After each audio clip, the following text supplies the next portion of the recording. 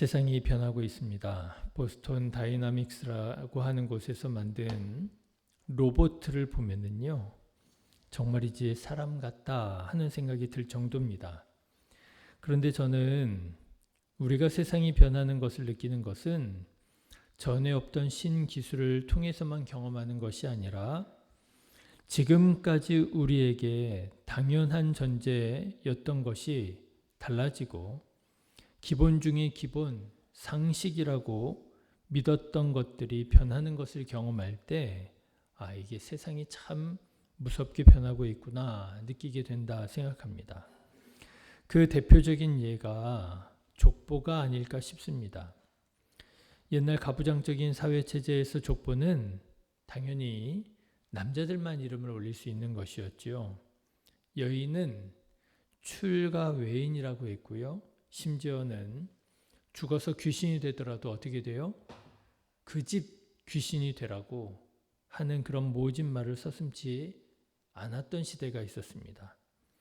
예전에는 그게 상식이었고 그게 기준이었고 그게 덕이었지요.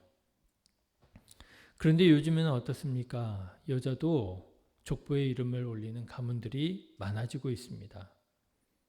심지어는요, 우리나라의 이런 가부장적이고 남성 중심적인 사회에 철학적인 기틀을 제공한 공자의 가문이 있잖아요. 공자의 가문도 2006년부터는 족보에 여자의 이름을 올리기 시작했다고 합니다. 이런 변화를 두고 중국의 신화통신이라고 하는 데에서는 이렇게 평을 했어요. 유독 여자와 소인은 다루기 어렵다. 이런 말을 한 사람이 공자라고 합니다. 유독 여자와 소인은 다루기 어렵다라며 여성을 경시한 공자는 훗날 이런 일이 벌어지리라고는 상상하지도 못했을 거다. 자기 후손의 가문의 족보에 여자 이름을 올리게 될 거라고는 아마 공자 자신도 상상하지 못했을 거다. 그런 거예요. 무려 2500년 만의 변화입니다. 2500년 만의 변화예요. 그러니까 여러분, 오늘 우리가 살아가고 있는 이 시대가 얼마나 급변하고 얼마나 또 변화의 한가운데 있는 것이냐 하는 것이지요. 우리는 그 엄청난 변화의 한복판에 서 있는 것입니다. 그런데 저는 오늘 우리가 경험하는 변화보다 훨씬 더 크고 급진적인 변화를 한 족보를 통해서 보게 됩니다. 바로 예수님의 족보지요. 여러분, 예수님의 족보, 오늘 우리가 보고 있는 예수님의 족보는 지금으로부터 대략 4,500년 전부터 2000년 전까지의 무려 2500년 동안의 역사를 담고 있는 족보입니다. 그런데 예수님의 족보를 보면 아니나 다를까 고대 시대의 가부장적이고 남성 우월적인 특징을 두루 반영하고 있음을 보게 됩니다.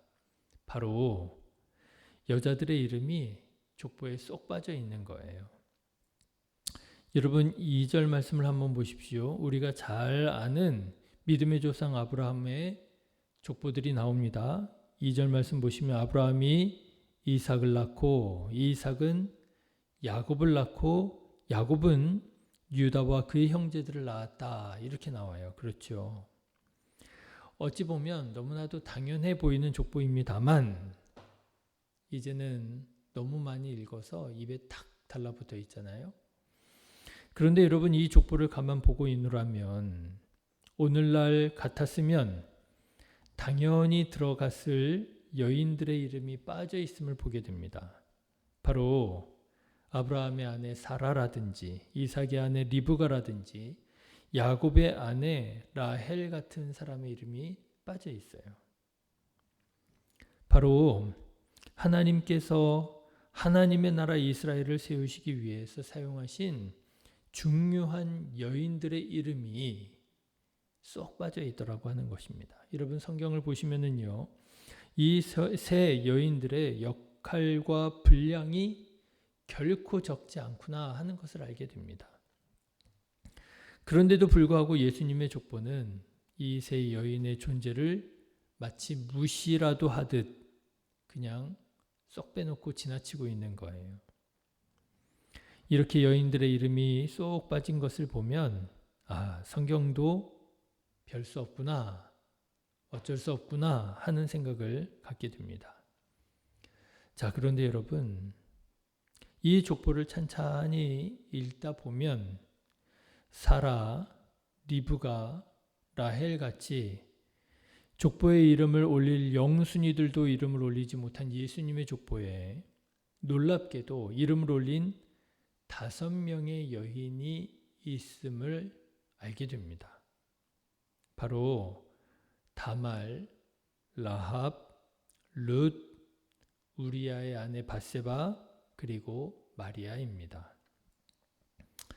여러분, 놀랍지 않습니까?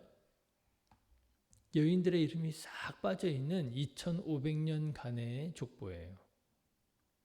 사라 같은, 리브가나 라헬 같은 거의 국모의 급에 이르는 여인들도 이름을 올리지 못한 족보입니다. 그런데 그 족보에 도대체 어떤 여인들이 이름을 올릴 수 있었느냐라고 하는 거예요. 일전에 그 옛날 우리나라에서도 아주 그냥 유교적인 사상이 아주 강력했던 우리나라에서도 가문을 빛낸 훌륭한 여인들은 예외적으로 족보에 이름을 올려줬다라고 하는 얘기를 들은 적이 있습니다.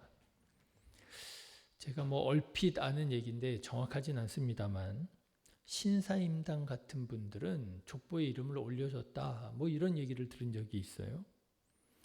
이런 얘기를 들으면 지금은 이해하기 어렵고 오히려 화가 나는 일이지요.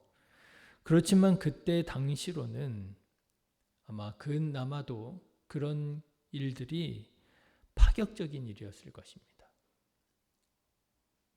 그렇다면 혹시 예수님의 족보에 이름을 올린 이 5명의 여인들도 신사임당처럼 뭔가 예수님의 가문을 빛낸 여인들이어서 특별히 예수님의 족보에 남자들만 이름이 나오는 그 족보에 이름을 올릴 수 있었던 것이냐? 아니라고 하는 것입니다. 오히려 놀랍게도 오늘 우리의 시각으로 보자면 이 5명의 여인들은 대부분 예수님이 그리스도시라고 하는 이 사실을 드러내는 족보에는 어울리지 않는, 오히려 예수님이 그리스도시라고 하는 이 사실에 흠집이 될 수 있을 만한 문제가 많은 여인들이더라고 하는 거예요. 여러분, 다말은 어떤 사람인가 하면은요, 시아버지인 유다에게서 아들을 낳은 며느리입니다. 폐륜적인 일이지요. 지금의 관점, 지금 오늘날 우리의 시각에서 보자면 있을 수 없는, 상상할 수 없는 일입니다. 그런가 하면 라합이라고 하는 사람은요, 이방인으로 심지어 창녀입니다. 그뿐 아니지요. 외국인인 자기 나라를 쳐들어온 이스라엘에 첩자를 숨겨준 매국노입니다. 룻이라고 하는 여인 역시 이방인으로 유대인 남편과 사별하고 유대인 시어머니와 함께 유대 땅에 와서 도움을 받아야만 살 수 있었던 아주 가난한 과부였습니다. 우리아의 아내라고 기록된, 이름도 나오지 않아요. 우리아의 아내라고 기록된 밧세바는 어떤 여인입니까? 남편이 전장에 나가 있는 중에 불륜을 저지르고 자기 남편을 고의적으로 죽인 다윗 왕과 결혼하여 살았던 여인입니다. 마리아는요, 결혼하기도 전에 임신해서, 이게 문화적으로 말하자면 돌에 맞아서 명예살인을 당할 만한 운명에 처해 있던 여인이 마리아입니다. 특별히 6절에 밧세바가 어떻게 기록되어 있는지를 한번 보십시오. 6절에 보면 밧세바가 이렇게 기록되어 있습니다. 우리아의 아내에게서 솔로몬을 낳고, 다윗이 우리아의 아내에게서 솔로몬을 낳았다. 여러분, 밧세바의 이름은 생략되어 있습니다. 그런데 밧세바의 이름이 생략되어 있는 중에 밧세바의 전 남편의 이름이 기록되어 있어요. 다윗이 우리아의 아내에게서 솔로몬을 낳았다. 여러분, 이게 얼마나 수치스러운 족보입니까? 그렇죠? 우리 조상 중에 이런 사람이 있다는 거예요. 외간 남자가 아니죠. 다른 남자의 아내에게서 자식을 낳았다는 거예요. 여러분, 만일 여러분의 가문의 족보에 이런 분들의 이름이 올려 있다면 여러분, 그 족보를 읽을 때 마음이 어떠시겠습니까? 우리 조상 중에 폐륜적인 며느리가 있다는 거예요. 외국인 창녀가 있다는 거예요. 우리 조상 중에 매국노가 있다는 거예요. 지질이 복도 없어서 가난했던 과부가 있다라고 하는 거예요. 불륜을 저지르고 남편을 죽인 남자하고 결혼해서 살았던 사람이 있다는 거예요.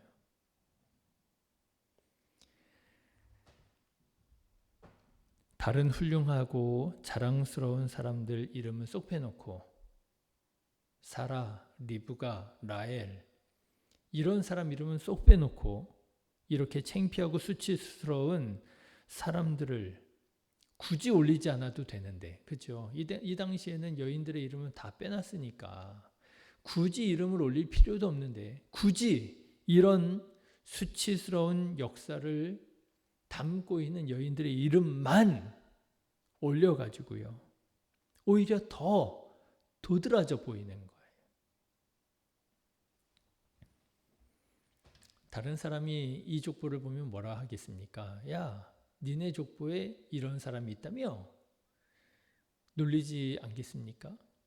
이방인 창녀가 있다며? 매국노가 있다며? 야, 불륜을 저질렀는데 그 불륜을 저지른 남자하고 자기 남편을 죽인 남자하고 산 사람이 있다며? 이게 더 도드라져 보이는 그런 족보라고 하는 거예요. 아마도 일본 같았으면 바로 이 이름들은 삭제가 되었을 것입니다. 제가 일본을 비하하려고 이런 말씀드리는 것이 아니라 도대체 일본이 참 이해가 잘 안 되잖아요. 역사도 막 왜곡하는 것 같고 우리나라 입장에선 기분이 너무 나쁘잖아요. 그런데 그렇다네요. 일본에는 쿠사이모노니 후타오스루라고 하는 말이 있다고 합니다. 쿠사이모노니 후타오스루, 이게 무슨 말인가 하면 냄새 나는 것에는 뚜껑을 덮어라 라고 하는 말이래요. 냄새 나는 것은 뚜껑을 덮어라. 이게 뭐냐 하면 별로 자랑스럽지 않은 일들, 수치스러운 일들은 감추고 모른 척 하는 것이 일본 사회에서는 미덕이나 지혜처럼 여겨진다는 거예요. 그러니까 여러분 보십시오. 예수님의 족보에 냄새 나는 것들이 보이는 거예요. 이방인이 보이고요. 외국인이 보이고요. 불륜녀가 보이고요. 매국노가 보이고요. 냄새가 나는 거예요. 아우, 수치스러운 거예요. 어떻게 하라고요? 뚜껑을 덮어서 가리면 된다 이거예요.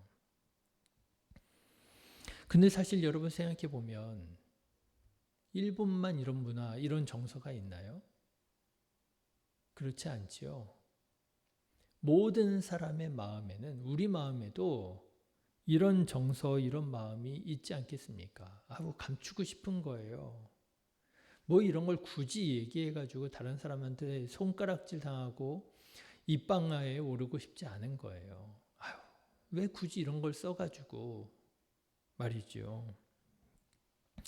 그런데 여러분 보십시오. 성경은 예수님의 족보에 있는 이런 수치스러운 역사에 뚜껑을 덮기보다, 가리기보다 오히려 안 해도 되는 일을 해서 더 도드라지게 보여주더라고 하는 것입니다. 그래서 차라리 이 예수님의 족보는 남자의 족보라기보다는 이 도드라져 보이는 5명의 여인의 족보처럼까지 보일 정도예요.